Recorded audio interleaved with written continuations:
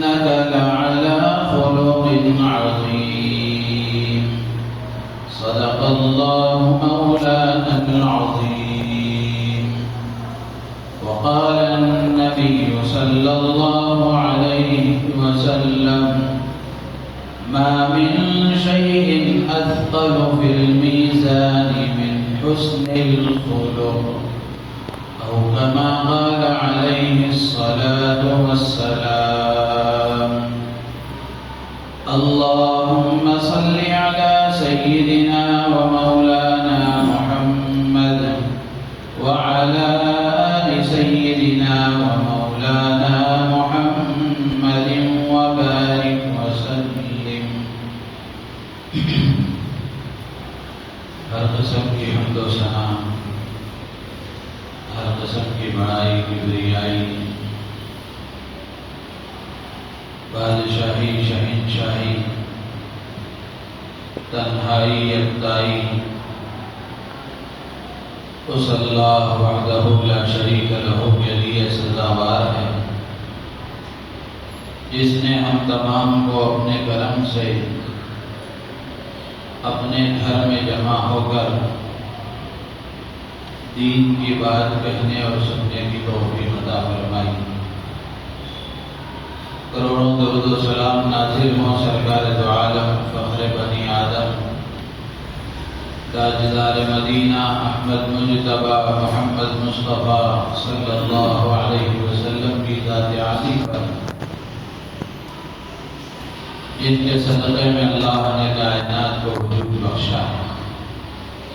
رحمت اور بخشش کی دعا ہے آپ کی آل پر، آپ کے اصحاب پر، تابعین و تبع تابعین، ائمہ مجتہدین پر،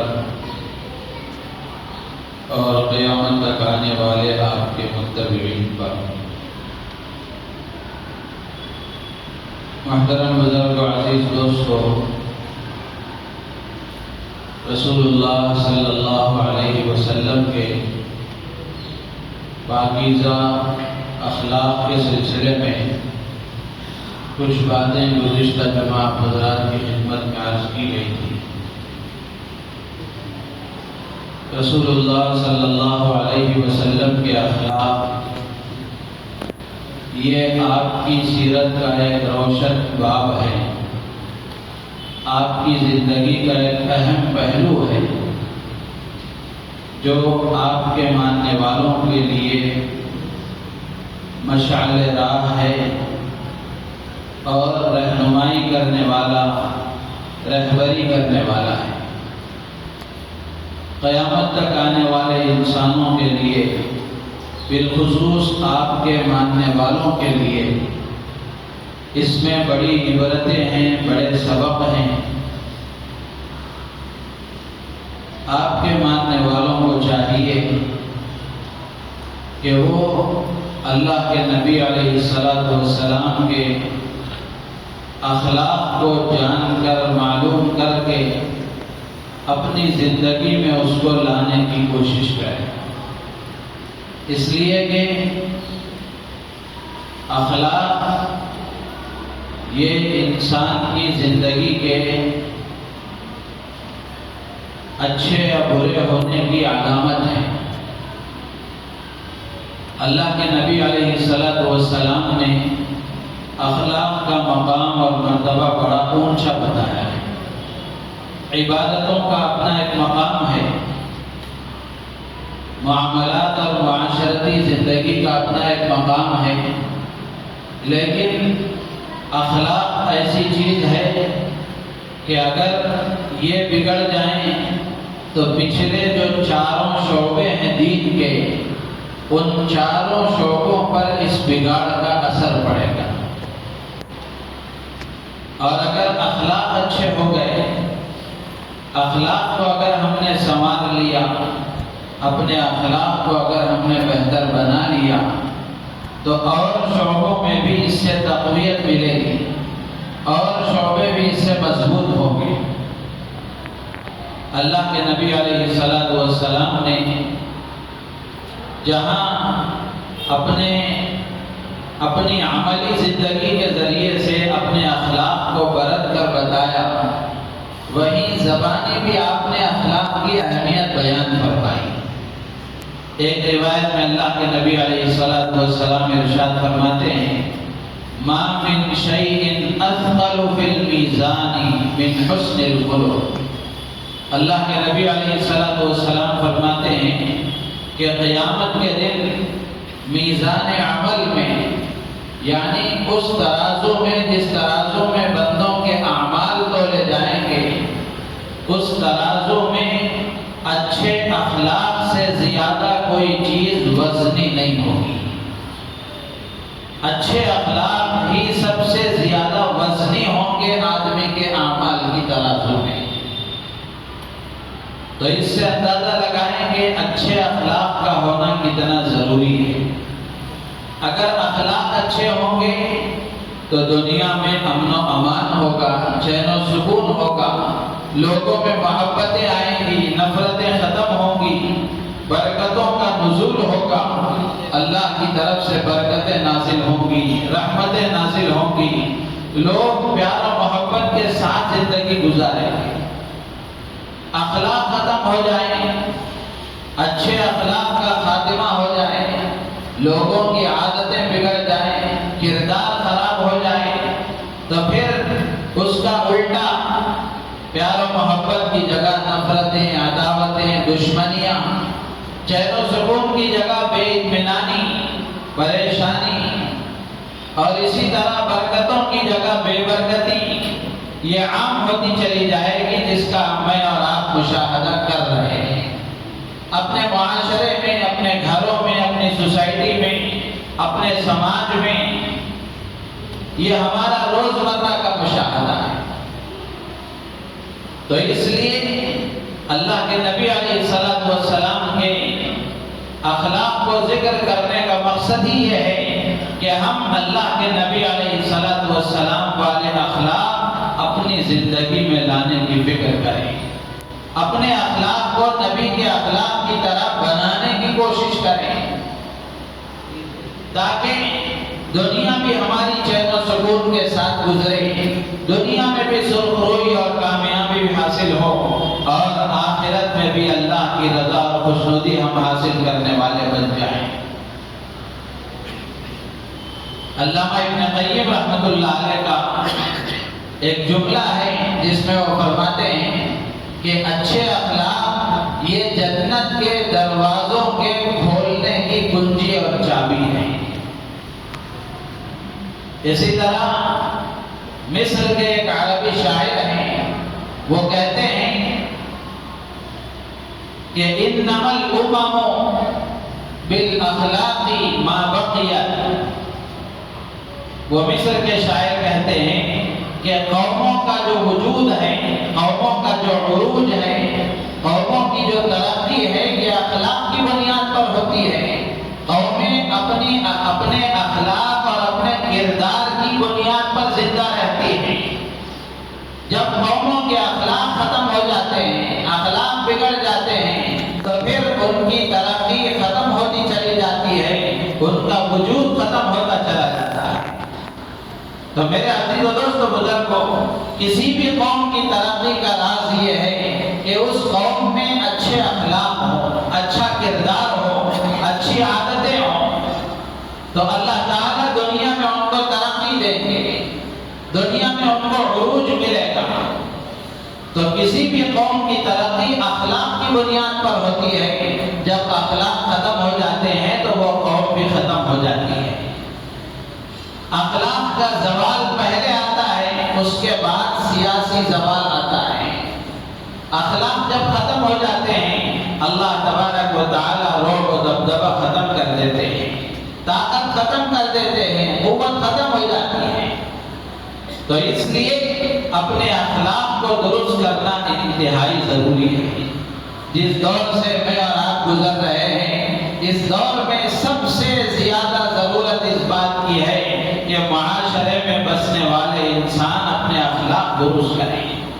آج عبادتوں میں تھوڑی بہت ترقی نظر آئے گی، عبادت کرنے والے بہت مل جائیں گے، نماز پڑھنے والے، حج کرنے والے، عمرہ کرنے والے، زکوٰۃ دینے والے اور بہت سارے خیر کے کام کرنے والے مل جائیں گے، دیکھیں گے تو اس اعتبار سے ہمارے اندر کمی ہم محسوس کریں گے۔ تو اس لیے اخلاق کو درست کرنا انتہائی ضروری ہے۔ اللہ کے نبی علیہ السلام نے حدیث میں صاف الفاظ میں ارشاد فرمایا، گزشتہ جمعہ بھی میں نے وہ حدیث آپ کو سنائی۔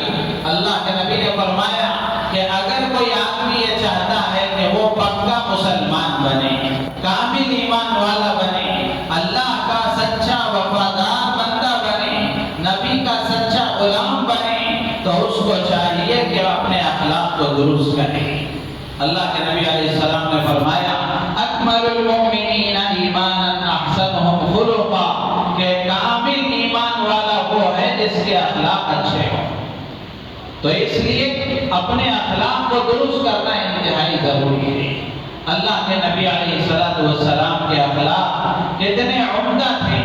اللہ نے فرمایا کہ نبی جی آپ اخلاق کے اعلیٰ درجے پر ہیں، اخلاق کا سب سے اونچا درجہ، اس درجے پر آپ فائز ہیں، یعنی آپ کے اخلاق سب سے اونچے ہیں۔ تو گزشتہ جمعہ آپ علیہ السلام کے اخلاق اور آپ کی عادات اور آپ کے کردار سے متعلق دو باتیں میں نے عرض کی تھی کہ انسان کے اچھے اخلاق میں ایک صفت ہے سخاوت کی، دینے کا مزاج اور خرچ کرنے کا مزاج، اللہ کے بندوں کے کام آنے کا مزاج۔ اس سلسلے میں اللہ کے نبی علیہ السلام کی مثالیں میں نے گزشتہ جمعہ عرض کی، تو آپ کے اندر سخاوت تھی، آپ سخی تھے، فیاض تھے، داتا تھے، دینے والے تھے، ضرورت مند بندوں کی ضرورتوں کو پورا کرنے والے تھے۔ اسی طرح دوسری صفت ہے شجاعت، بہادری، یہ بھی اچھی عادت ہے۔ بزدلی اللہ کو پسند نہیں ہے۔ مومن کو باہمت ہونا چاہیے، ہمت والا ہونا چاہیے، حوصلے والا ہونا چاہیے، بہادر ہونا چاہیے، بہادری اس کے اندر ہونی چاہیے۔ بزدلی اللہ کو پسند نہیں ہے، اور بزدلی اور ایمان کا کوئی جوڑ نہیں ہے۔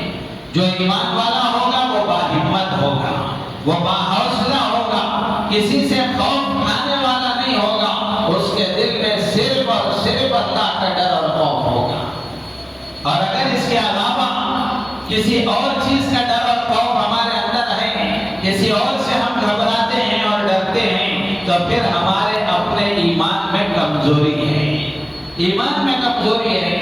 اللہ کا ڈر اور خوف اگر ہم اپنے دل میں پیدا کریں گے، اللہ کا ڈر اور خوف اگر ہم اپنی زندگی میں لائیں گے، تو خود بخود یہ چیزوں کا اور دوسری چیزوں کا خوف نکلتا چلا جائے گا۔ تو اچھے اخلاق میں یہ دوسری صفت ہے شجاعت اور بہادری، یہ بھی ایمان والے کے اندر ہونا چاہیے۔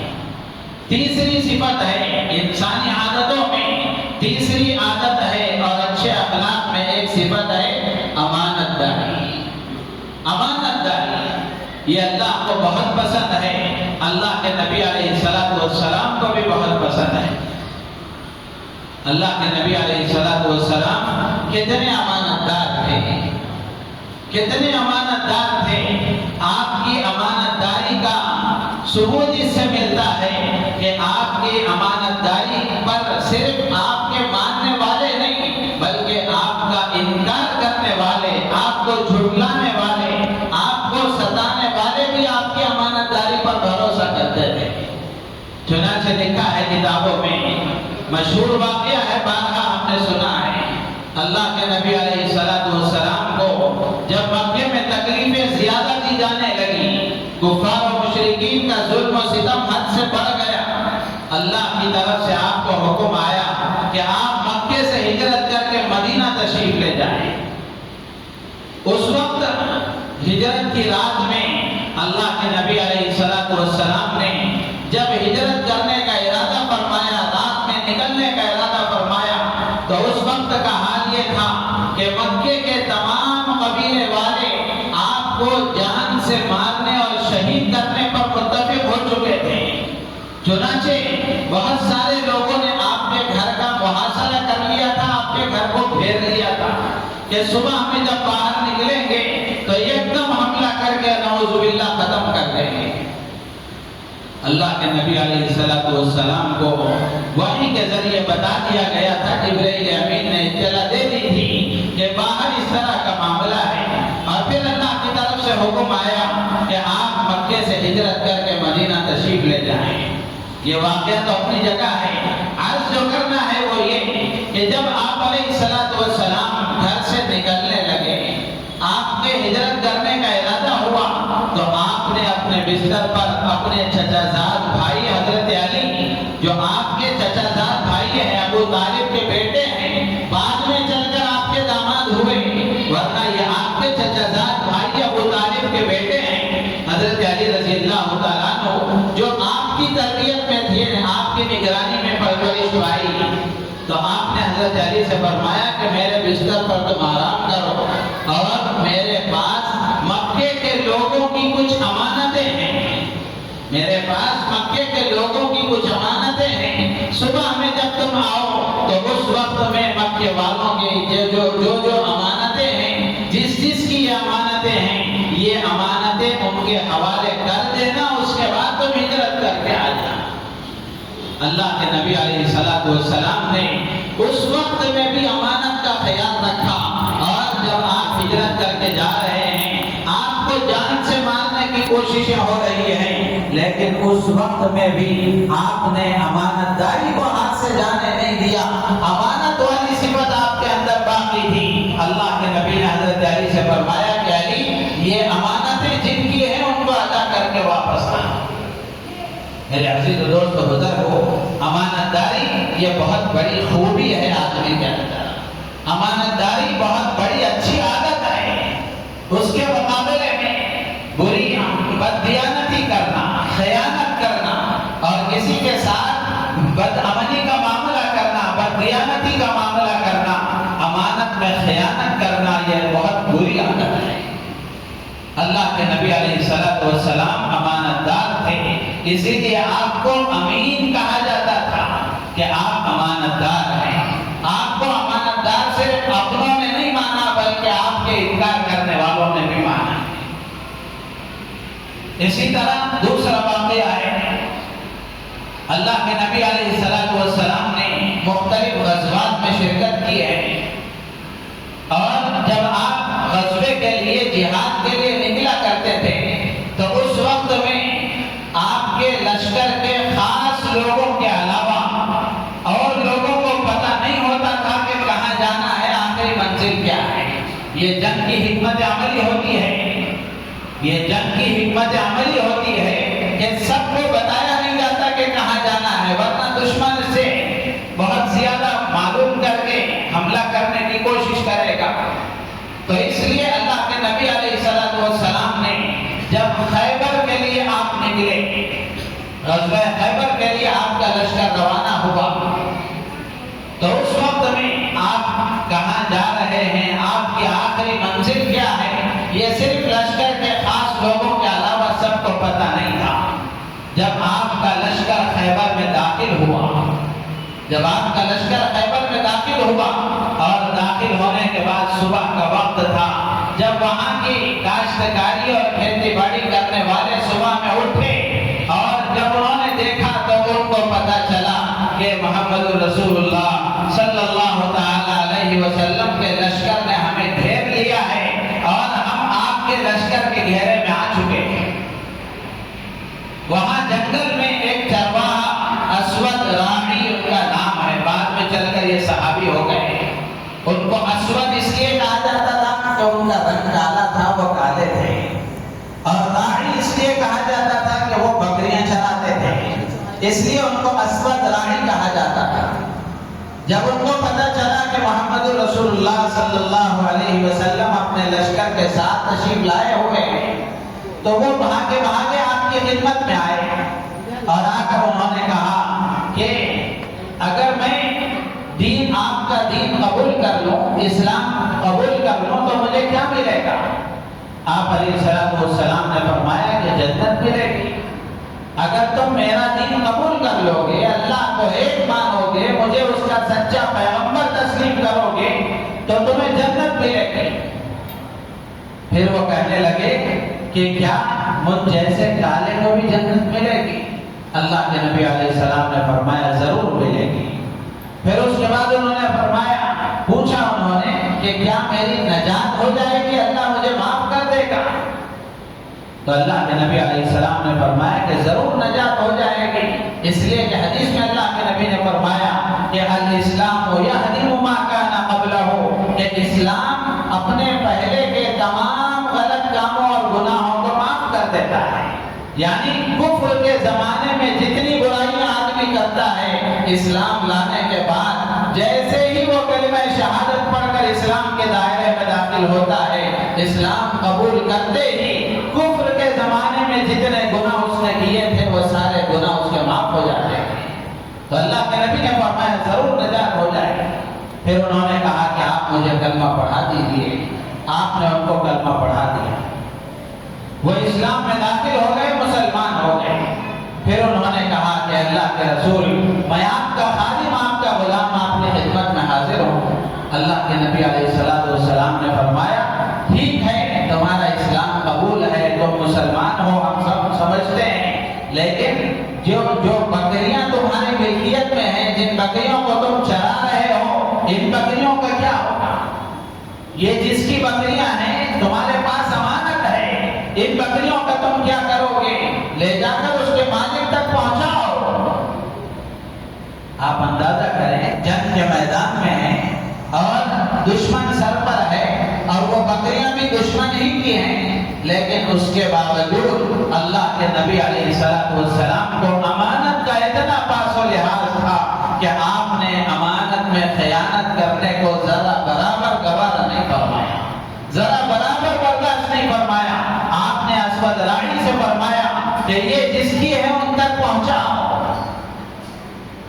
وہ کہنے لگے، اللہ کے رسول، اگر میں اس کو لے جا کر وہاں پہنچا آؤں گا تو خود واپس کیسے آ سکوں گا؟ اگر ان کو معلوم ہو جائے گا کہ میں مسلمان ہو چکا ہوں اور میں نے اسلام قبول کر لیا ہے، وہ مجھے زندہ نہیں چھوڑیں گے، میں کیسے خود واپس آ سکوں گا؟ اللہ کے نبی علیہ السلام نے فرمایا کہ تم ایسا کرو کہ یہ بکریاں لے جاؤ اور جو مالک کا گھر ہے وہ دروازہ کھول کر کے یہ بکریاں دروازے کے اندر اس طرف کر کے دروازہ بند کر کے آ جاؤ، تاکہ جس کی چیز ہے اس کی چیز اس تک پہنچ جائے۔ امانت کا لحاظ، امانت داری، یہ آدمی کے اخلاق میں بہترین صفت ہے۔ آج ہم اپنے معاشرے پر نظر ڈال کر کے دیکھیں، ہر آدمی اپنے بارے میں غور کر کے دیکھیں کہ امانت داری کا کتنا پاس و لحاظ ہے، ہم میں امانت داری کتنی ہے، اور امانت داری کے اعتبار سے ہمارا کیا حال ہے۔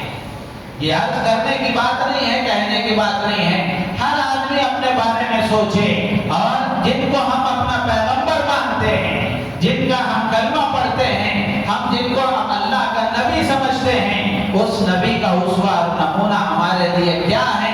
جس نبی کے ہم ماننے والے، جس نبی سے محبت کا دعویٰ کرنے والے، اس نبی کا اسوہ یہ ہے کہ آپ امانت دار تھے۔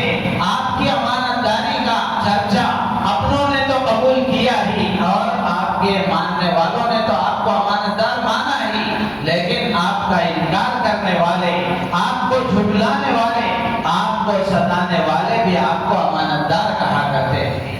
آپ کی امانت داری کا انہوں نے بھی اقرار کیا ہے۔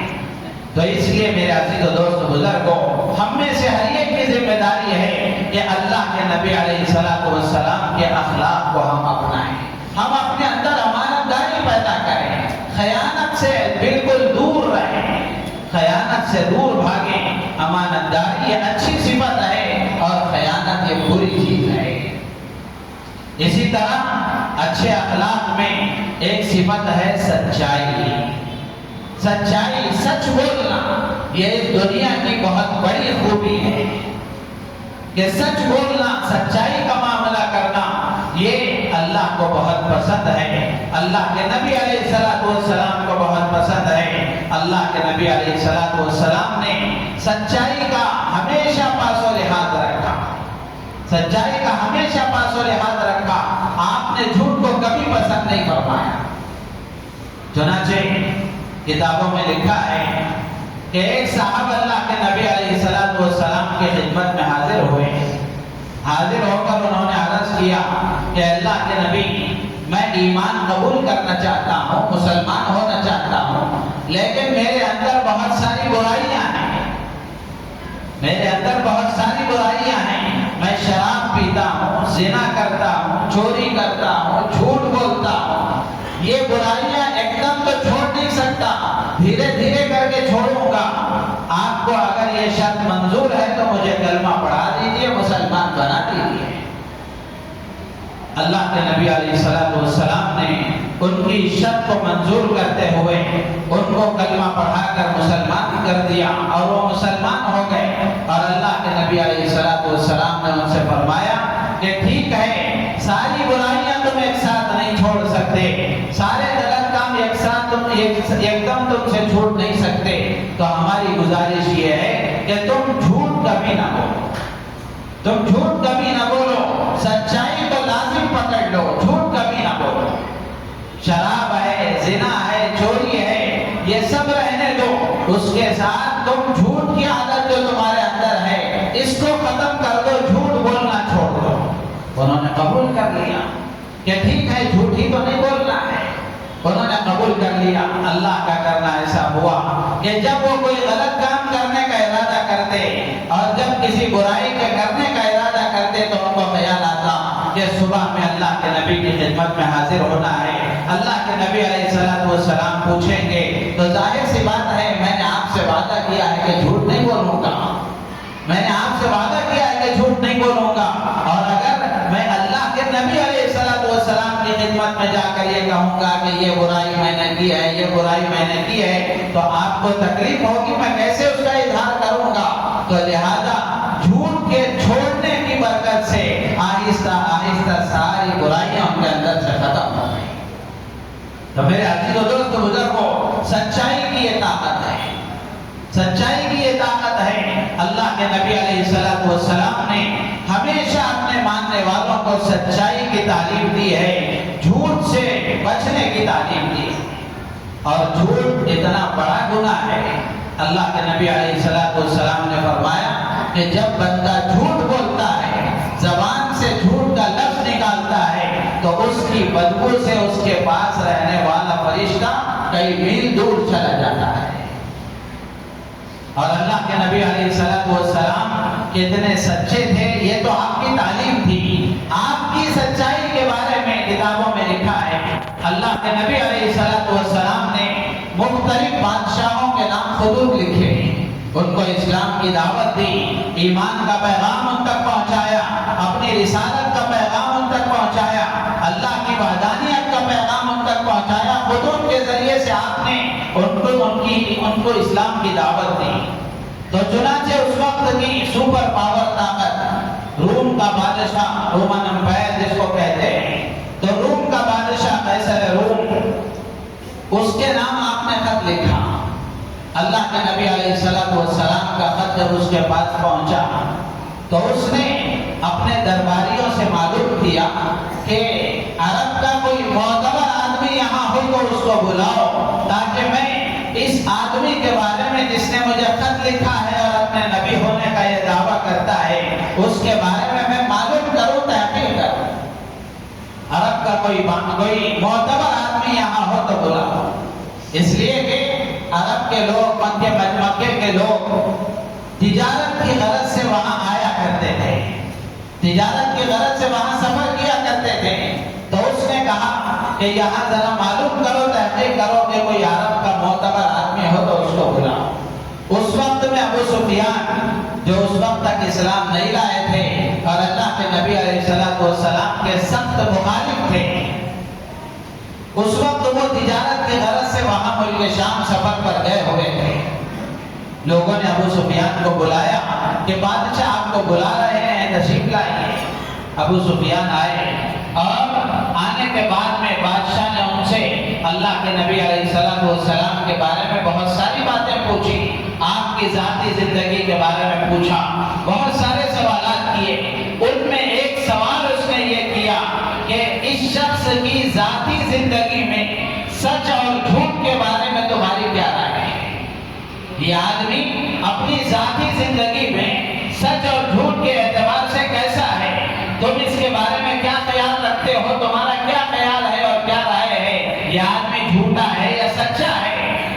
نے پوچھا تو ابو سفیان ابھی مسلمان نہیں ہوئے تھے، اللہ کے نبی علیہ السلام کے سخت مخالف تھے، لیکن ہمت نہیں تھی آپ کے بارے میں کوئی غلط جملہ کہنے کی، اس لیے کہ آپ غلط تھے نہیں، آپ غلط تھے نہیں۔ تو ابو سفیان نے کہا کہ یہ آدمی سچ بولنے والا ہے، یہ آدمی سچا ہے، صادق ہے اور امین ہے، سچا اور امانت دار ہے۔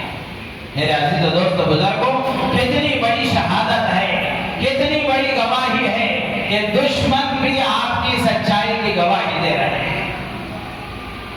تو یہ صفت بھی ہمیں اپنے اندر پیدا کرنے کی ضرورت ہے۔ آج ہر آدمی اپنا جائزہ لے کر کے دیکھے کہ سچائی کے اعتبار سے، سچ کے اعتبار سے میری کیا صورتحال ہے، اور اللہ کے نبی علیہ السلام کی زندگی ہمیں کیا بتاتی ہے، یہ ہر آدمی کے دیکھنے اور سوچنے کی بات ہے۔ اسی طرح اچھے اخلاق میں ایک اچھا خلق اور ایک اچھی عادت، ایک اچھی صفت معاف کرنا، درگزر کرنا، یہ بہت بڑی صفت ہے اور بڑے دل والوں کا کام ہے۔ بڑے دل والوں کا کام ہے، جن کا دل بڑا ہوتا ہے، جن کے دل میں وسعت ہوتی ہے، وہ لوگوں کو معاف کرنے والے ہوتے ہیں۔ اور اسی طریقے سے جو اللہ سے معافی کا طالب ہوتا ہے، جو یہ چاہتا ہے کہ اللہ مجھے معاف کر دے، میری کوتاہیوں پر اللہ تعالیٰ درگزر کر دے، وہ بندہ اللہ کے بندوں کو معاف کرنے والا ہوتا ہے۔ اللہ کے نبی علیہ السلام بہت معاف کرنے والے تھے، بار بار معاف کرنے والے تھے۔